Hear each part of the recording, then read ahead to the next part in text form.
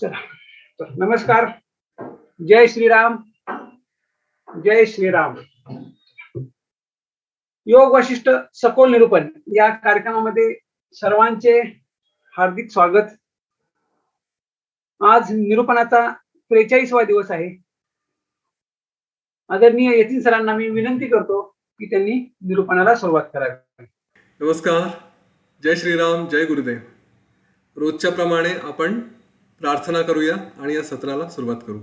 सगळ्यांनी डोळे मिटून घ्या, हात जोडूया. प्रार्थना म्हणण्यासाठी एक खोल दीर्घ श्वास घेऊया. गुरुर्ब्रह्मा गुरुर्विष्णू गुरुर्देवो महेश्वरः गुरुः साक्षात् परं ब्रह्म तस्मै श्री गुरवे नमः. तस्मै श्री श्री गुरवे नमः.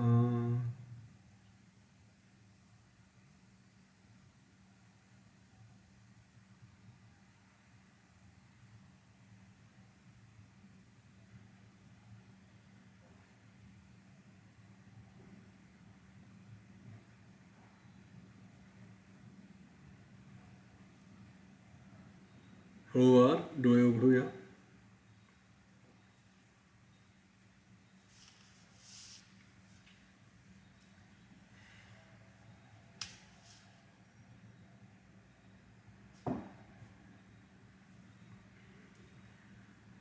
तर आपण जनक राजाचं उपशम प्रकरणामध्ये जनक राजाच्या गोष्टीपर्यंत आलो आहे.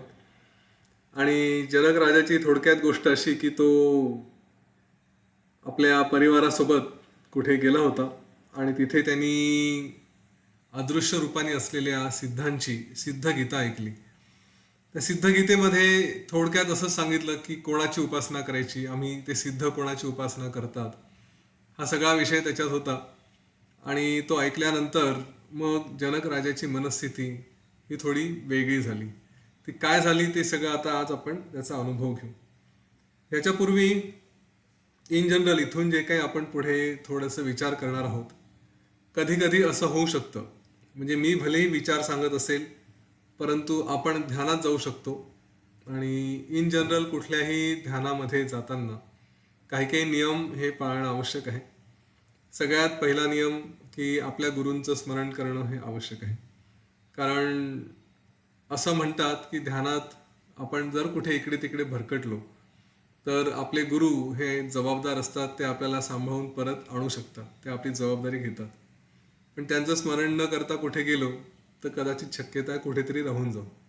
त्यामुळे नेहमी एखादं ध्यान करताना आपल्या गुरूंचं स्मरण करावं, त्यांना सांगावं असा असा विचार करतो आहे, असं असं ध्यान करतो आहे आणि मला सांभाळा. ही भावना नेहमी त्यांच्यासमोर व्यक्त करावी आणि मग आपल्या ध्यानात सुरुवात करावी. तर जनकानी हे सगळं ऐकलं आणि तो अतिशय उद्विग्न झाला. त्यांनी विचार केला की हे सगळं जे काही या सिद्धांनी सांगितलं हे बहुतेक माझ्यासाठीच होतं.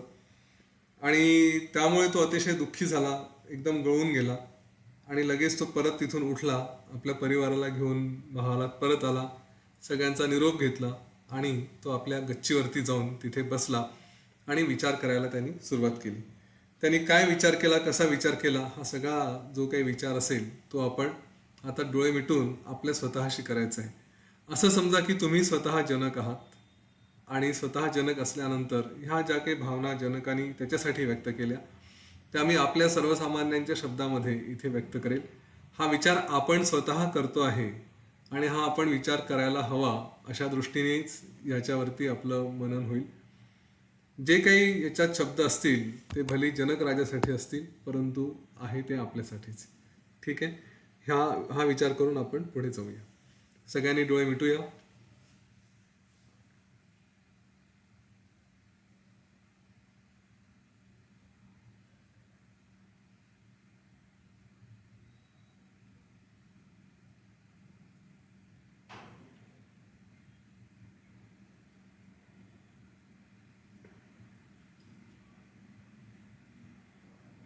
सगळं लक्ष आपल्या श्वासावरती नेऊ.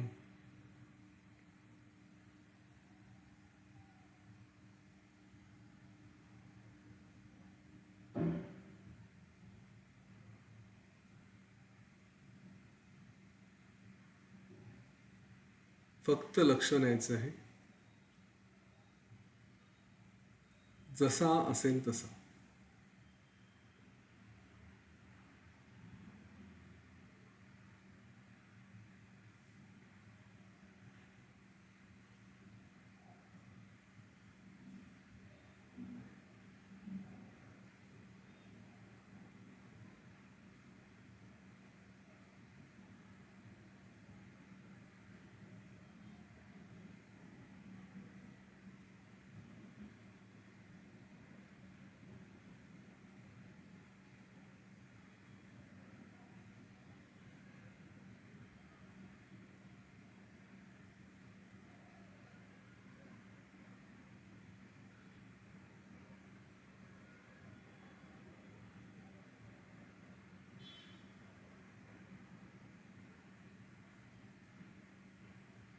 आपला श्वास स्थिर झाला असेल,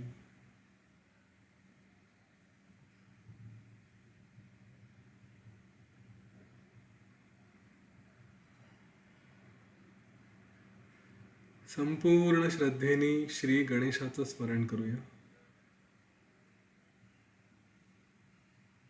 तो विघ्नहर्ता, आपला संपूर्ण मार्ग निर्विघ्न करो अशी प्रार्थना करू.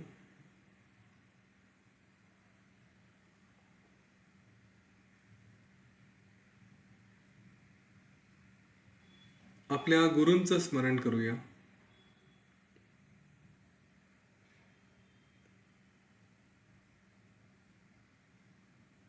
केवळ ह्याच विचाराच्या काळात नाही,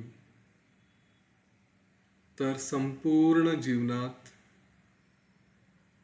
जीवनाच्याही पलीकडे आपल्या गुरूंनी आपल्यासोबत राहावं अशी प्रार्थना करूया.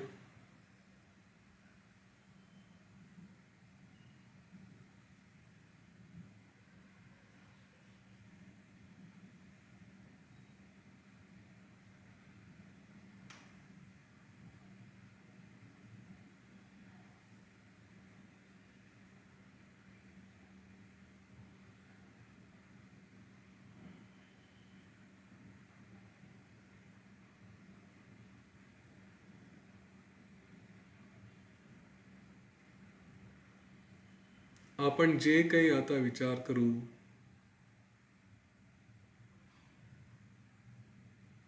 तो एक साक्षात्कार म्हणून, गुरुकृपा म्हणून, त्यांच्या कृपेने जे ज्ञान झालं आहे ते व्यक्त करून गुरूंच्याच चरणी समर्पित करायचं आहे.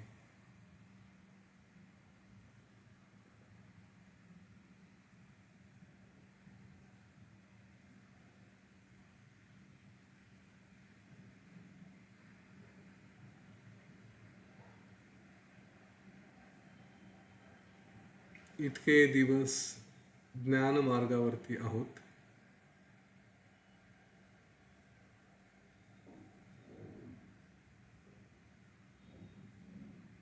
त्यात आपल्याला जे समजलं आहे तेच आपण व्यक्त करतो.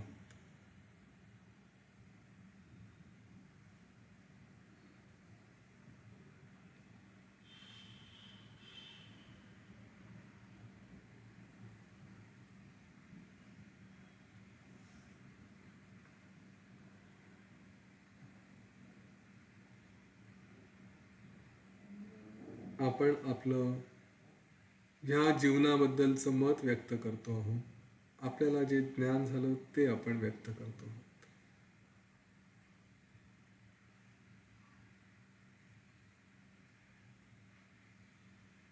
आपल्या लक्षात आलं आहे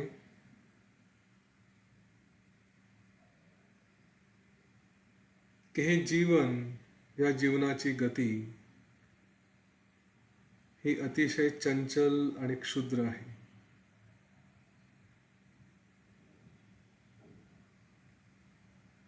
वयाच्या वेगवेगळ्या अवस्था, बालपण, तरुणपण, म्हातारपण,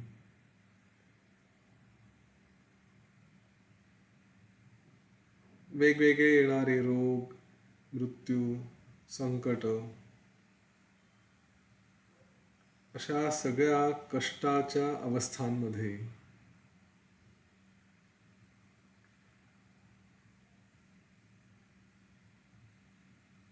मी कसा काय लोळत पडलो आहे.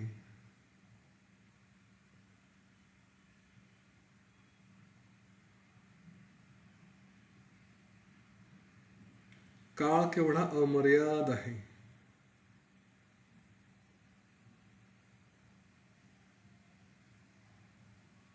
आणि ह्या अमर्याद काळाचा मला एक छोटासा भाग आयुष्य म्हणून मिळाला आहे.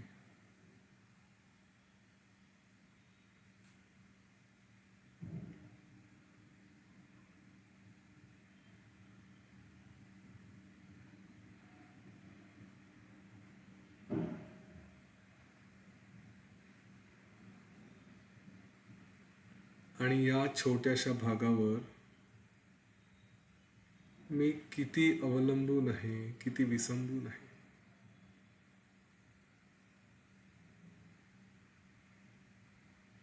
त्याच्या प्रती माझी किती ओढ आहे.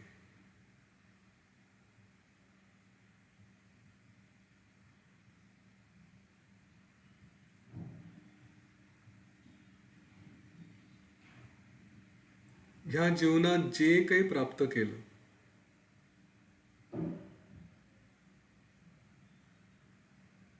छोटं घर असू द्या, नाही तर साम्राज्य असू द्या,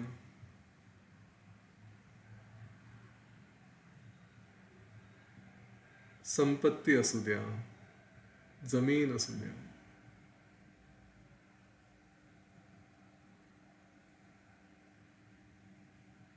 ते सगळं तरी प्रत्यक्षात ह्या विश्वाच्या स्वरूपाच्या तुलनेत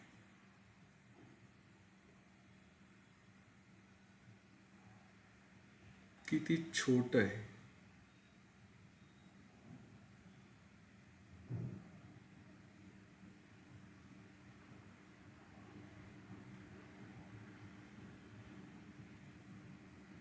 तरी पण मी मात्र हे जे काही मिळवलं आहे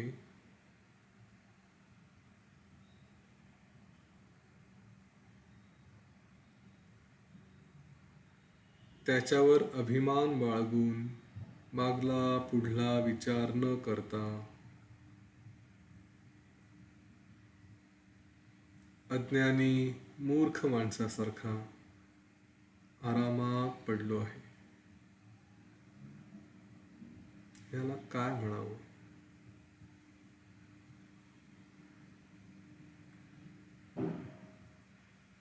आणि हे जे काही मिळवलं आहे त्याचा माझा संबंध केवळ मी जिवंत असेपर्यंत.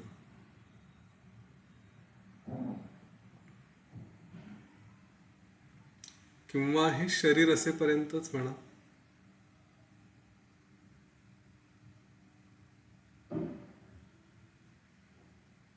तरीही ते माझं सर्वस्व आहे असं समजून ह्या सगळ्याला मी कवटाळून बसलो आहे.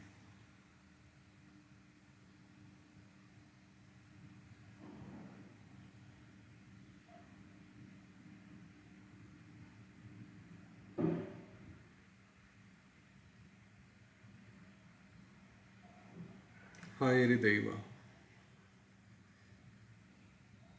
कुठल्या जादूगाराने माझ्यावर भुरळ घातली आहे, मला मोहित केलं आहे.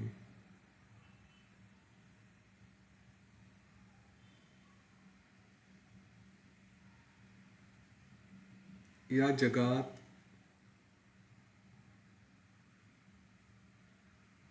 सत्य, संपूर्ण सुख देणारी, जिच्यात कुठलाही दोष नाही, निर्दोष आणि जी सहज आहे, अशी एक तरी भरोशाची वस्तू आहे का?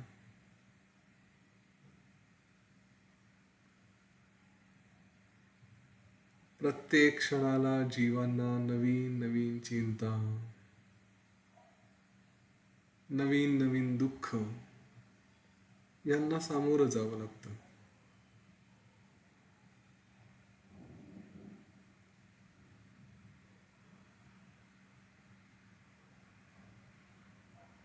कालची वस्तू आज नाही, आजची स्थिती, माझी कमाई जी काही असेल, संपत्ती, जमीन, व्यक्ती, माझं सगळं वैभव, हेही लवकरच काळाच्या उदरात गडप होणार.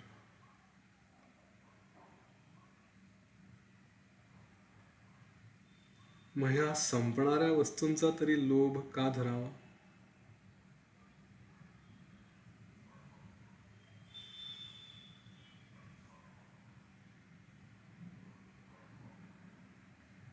मी बघितलं आहे, काल जे कोणी सम्राट होते, उच्च शिखरावर पोहोचलेले होते, ते आज धुळीत मिळाले आहेत.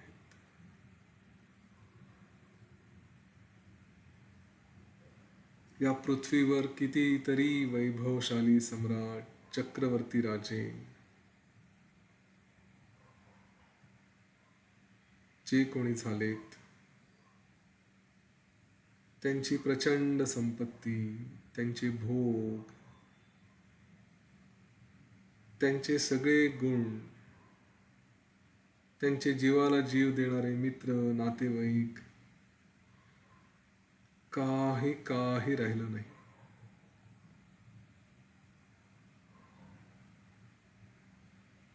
प्रत्यक्ष ब्रह्मदेवाचे सुद्धा भुवन आता जागेवर नाहीत.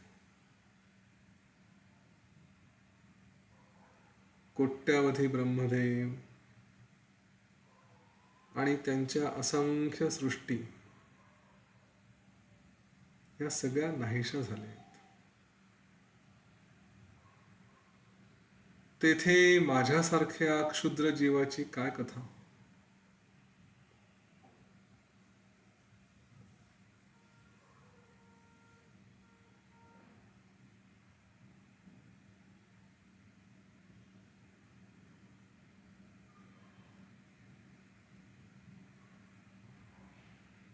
हा खोटा देह आणि या देहातून निर्माण होणारे मी आणि माझे, असे सगळे दुःख निर्माण करणाऱ्या माझ्या अविवेकाचा धिक्कार असो.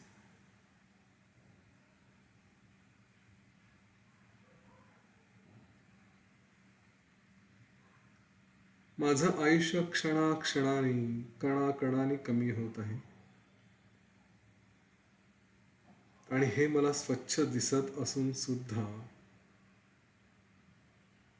मी या सत्याकडे दुर्लक्ष करतोय, याला काय म्हणावं? दिवसांमागून दिवस येत आहेत, जात आहेत.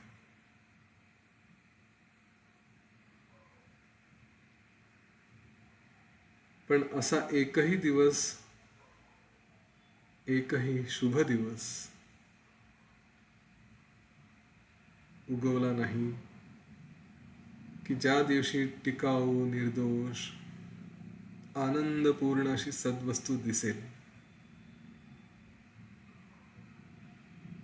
ज्या ज्या वस्तूवर प्रेम करावं, जी जी वस्तू मिळाली म्हणून आनंद व्यक्त करावा,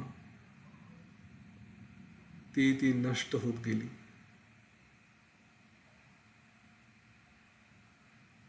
जर प्राप्त झाली तर ती प्राप्त झाल्यावर असलेला आनंद सुद्धा तो नष्टच झाला. आपल्या हातात काही उरलं नाही हेच जाणवलं.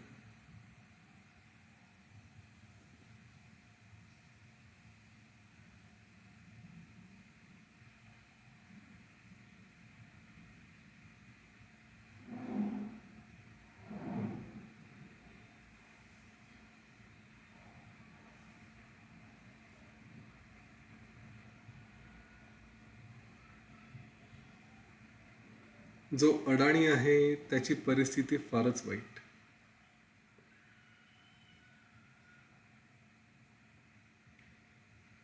कारण रागात लोभात अडकून ना पापाची कल्पना ना पुण्याची कल्पना, न योग्य ना अयोग्य, कशाचीही पर्वा न करता जे वाटेल ते करत सुटतो.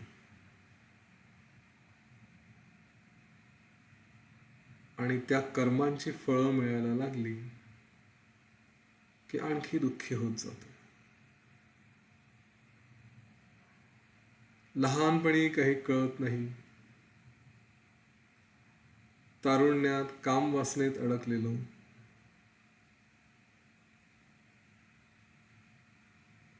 म्हातारपणी कुटुंब सांभाळणं, चिंता करणं, ह्यामध्ये स्वतःला समजण्यासाठी, आत्मोद्धारासाठी वेळ कसा आणि केव्हा मिळणार?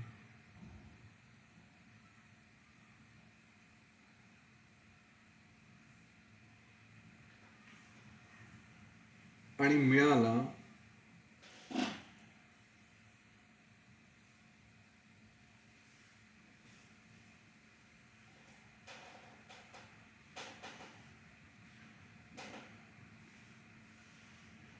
तरी आत्मोद्धार सोडून बाकीच्याच गोष्टींकडे लक्ष. त्यातच सुख आहे अशी भावना करून डोळे असूनही आंधळ्यासारखा वागतो.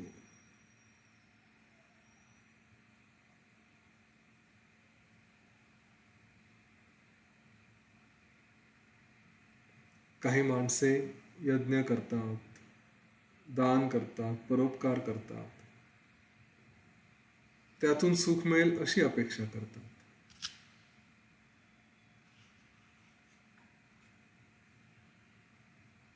पण ते सुख तरी किती दिवस टिकतं? आणि त्या सुखात बाधा येणार नाही कशावरून?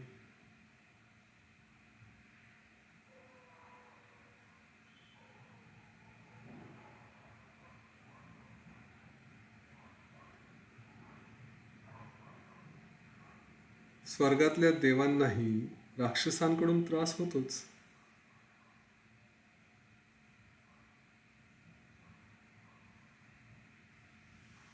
खरंच या जगात कुठलंही कर्म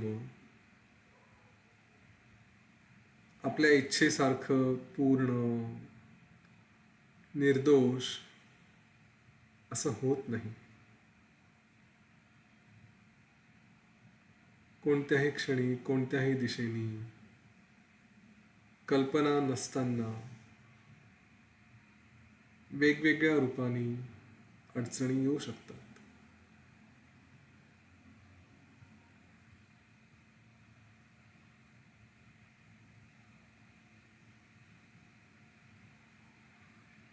जर हे सत्य आहे आणि हेही सत्य आहे की ज्याच्यावर अवलंबून राहावं अशा वस्तूवर, व्यक्तीवर तिथेही बदल येऊ शकतो, त्यांचाही नाश होऊ शकतो.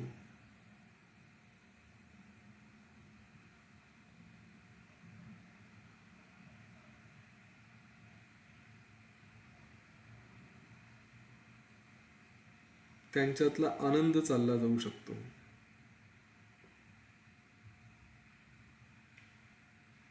सुखामागून दुःख, दुःखामागून सुख, हे चक्र तर चालूच राहणार. मग अशा स्थितीत मी कशावर अवलंबून राहू?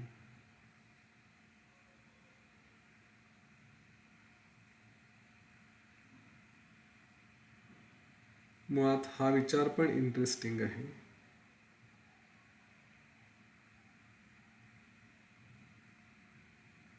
की ह्या आपत्तीच, हे संकटच माणसाला जाग आणतात.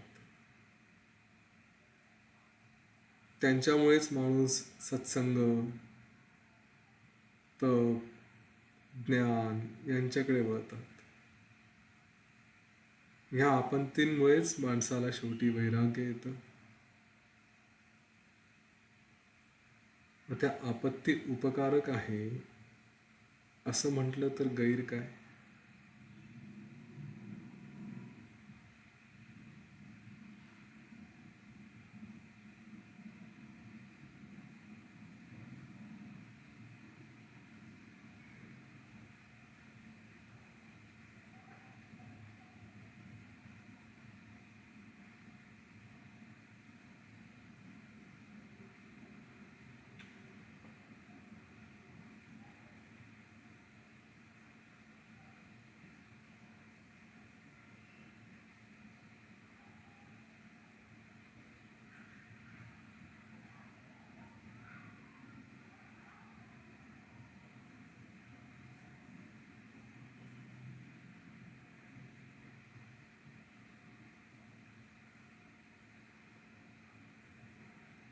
नरकातले दुःख सुद्धा संसारातल्या दुःखांपेक्षा बरे, कारण त्यांची सवय होऊन जाते.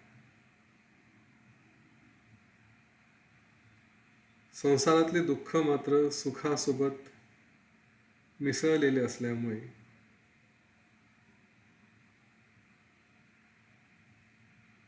ते आणखी दुःखदायक होतात.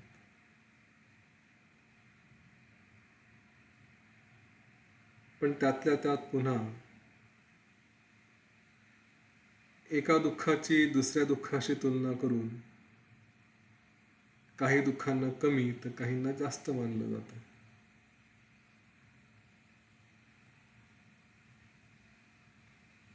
हे मन एका पुढे एक असे पसारे मांडत जातं, वाढवत जातं आणि स्वतःच्या स्वरूपाला विसरून जातं.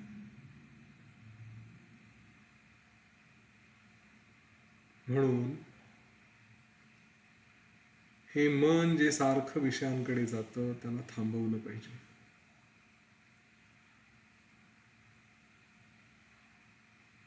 त्याचं हे जाणं थांबलं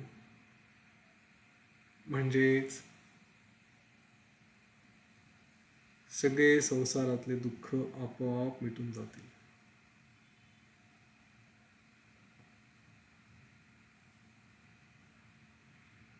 आतापर्यंतच्या विचारांनी, ज्ञानानी ह्या मनाच्या चंचल वृत्ती मी आता पक्क्या ओळखल्या आहेत.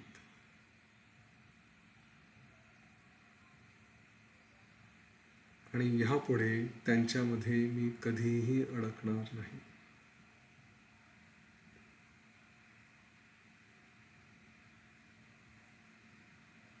आतापर्यंत हजारो संसार गती मी भोगल्या आहेत.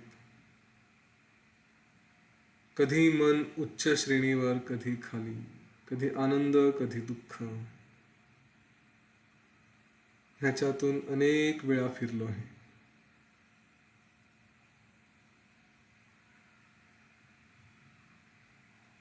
किती वेळा मी मेलो, बुडालो, माझा घात झाला, असाही शोक मी केला आहे.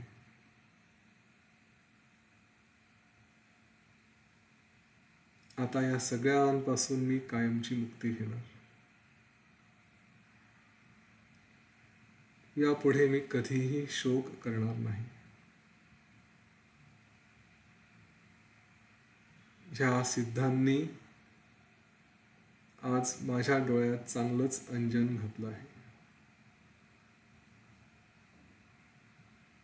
माझं परमार्थ रूपी धन चोरून नेणारा हा मनाच्या रूपाचा चोर मला सापडला आणि त्याचा फार आनंद मला होतो आहे. इतके दिवस,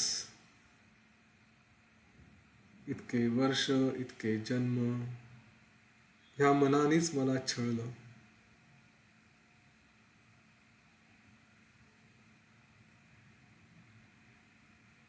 आता ह्या मनालाच ज्ञानाच्या धाग्यामध्ये ओवून टाकणार, बांधून टाकणार.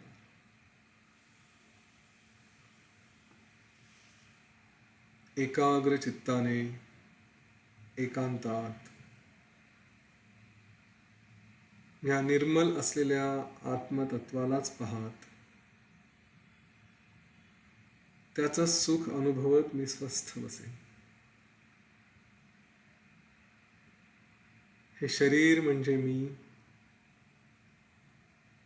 आणि या माझ्यातून, या शरीरातून आलेलं राज्य, नातेवाईक,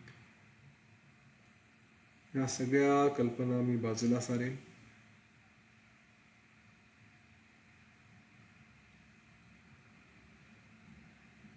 समाधीचा अभ्यास करीन आणि या मनोरूपी शत्रूला नष्ट करेन, तेव्हाच मी शांत होईन. हे सगळं करण्यासाठी विवेकरूपी मित्र माझ्याजवळ असणं आवश्यक आहे. हे विवेका, तुला प्रणाम.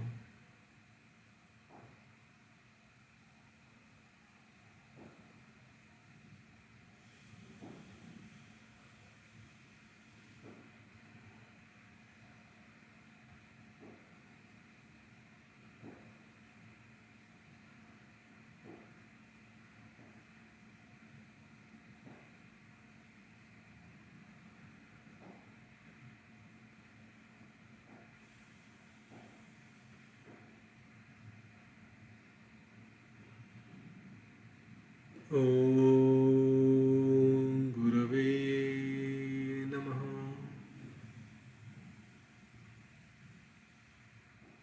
ओम गुरवे नमः.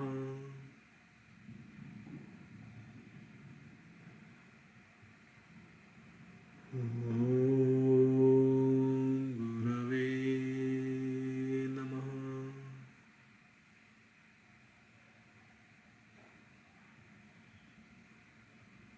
ओम शांति शांति शांति.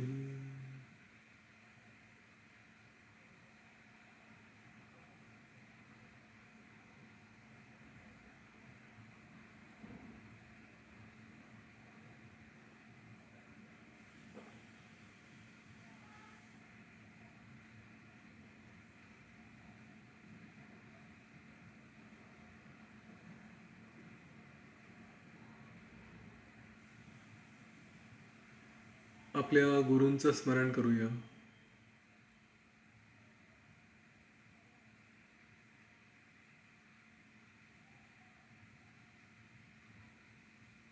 आपल्या श्वासावर लक्ष घेऊन जाऊया.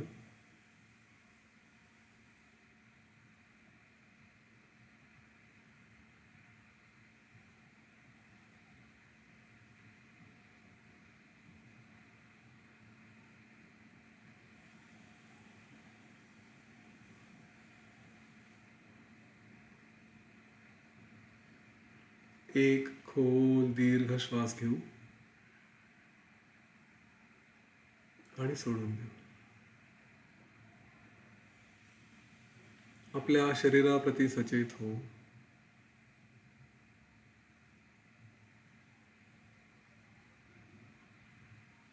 या वातावरणाप्रती सचेत हो.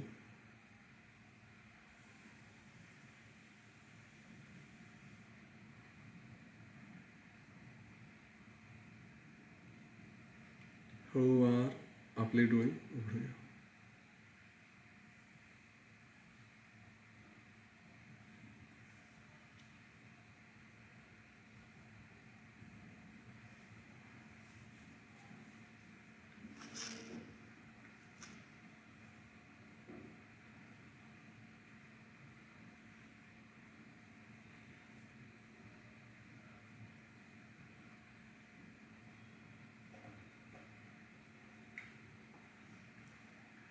जनक राजाला हा जो बोध झाला आणि त्यांनी ठरवलं की आता विवेकाला सोबत घ्यायचं आणि स्वतःच्या आत्मस्वरूपाकडे लक्ष द्यायचं. फार छान उपदेश आहे. अगदी थोडक्यात सांगायचं तर जीवन तर एकेका क्षणाने संपत जातं. आपण स्वतःचं अस्तित्व म्हणजे हे छोटंसं शरीर ह्या एवढ्या विश्वाच्या स्वरूपामध्ये जे काही कमवलं ते सुद्धा मी माझं त्या सगळ्यांना धरून बसतो. मुळातच बऱ्यापैकी आयुष्य हे शिकण्यात आणि पुढे स्वतःला तयार करण्यात, त्याच्यानंतर बरंचसं आयुष्य कमवण्यात आणि गमावण्यात दोन्हीकडे जातं आणि शेवटी शेवटी कुठेतरी असं वाटायला लागतं की आपण बरंच काही मिळवलं आहे. आणि त्यावेळेस किती आयुष्य उरलं आहे याचा जर विचार केला तर लक्षात येतं की या संपूर्ण म्हणजे काळाच्या तुलनेत सोडून द्या पण जीवनाच्या तुलनेत सुद्धा फार कमी उरलेलं आहे. आणि त्यातही फार कमी असं आहे की जे उपभोग घेता येईल. ते साधक जीवनाचं गणित जरी मांडायचं म्हटलं तरी वयाच्या 25व्या वर्षापर्यंत एकही पैसा कमवलेला नसतो अंदाजे. त्याच्यानंतर कमवायला सुरुवात करतो तर ती सगळी मारामारी करत करत असं इमॅजिन करा 40व्या वर्षापर्यंत खूपच चांगलं काही काम केलं तर 40-45व्या वर्षापर्यंत काहीतरी कमाई आणि त्याच्यानंतर उरलेल्या आयुष्यामध्ये त्याचा उपभोग घेणं. किती काळापर्यंत उपभोग घेणार आहे? 10 वर्ष 15 वर्ष 60-65 वर्ष झाले 20 वर्ष झाले की त्यानंतर शरीरही हे उपभोग घेण्याच्या परिस्थितीत राहत नाही. आणि या उपभोगाच्या मागे न लागता योग प्राणायाम ध्यान केलं तर ते निश्चित उपभोग घेण्याच्या योग्यतेचं राहतं. दोन्ही गोष्टी एकदम साध्य करणं हे थोडं कठीण आहे. तर अशा स्थितीमध्ये जर हा विचार केला तर कशामध्ये अडकतो, कशाच्या मागे लागायचं, किती दिवस ह्या सगळ्यांचा उपभोग घेणार आहे, काय करणार आहे, हे सगळं माणूस अडकत जातो. आणि म्हणून जनक राजाने सांगितलं आहे की अरे ज्यांनी केलं ते सुद्धा काय, आज जर बघितलं तर एवढे सगळे सम्राट आले गेले, सगळे काय कोणीही असू द्या, किती श्रीमंत असू द्या, किती प्रसिद्ध असू द्या, कोणीच टिकलं नाही. काय त्यांचं अस्तित्व राहिलं, काय झालं? काहीच नाही. मग काय आपण एवढा विचार करायचा? काय टिकेल, काय राहील त्याचा विचार करायचा, त्याच्या मागे लागायचं. ते आहे आत्मस्वरूप. आणि म्हणून असा प्रकारचा विचार करून खऱ्या ज्ञानाचा मार्ग पकडावा असं जनकाला वाटलं. पुढे काय झालं ते आपण उद्या ऐकूया. तोपर्यंत थांबू. जय श्रीराम, जय गुरुदेव.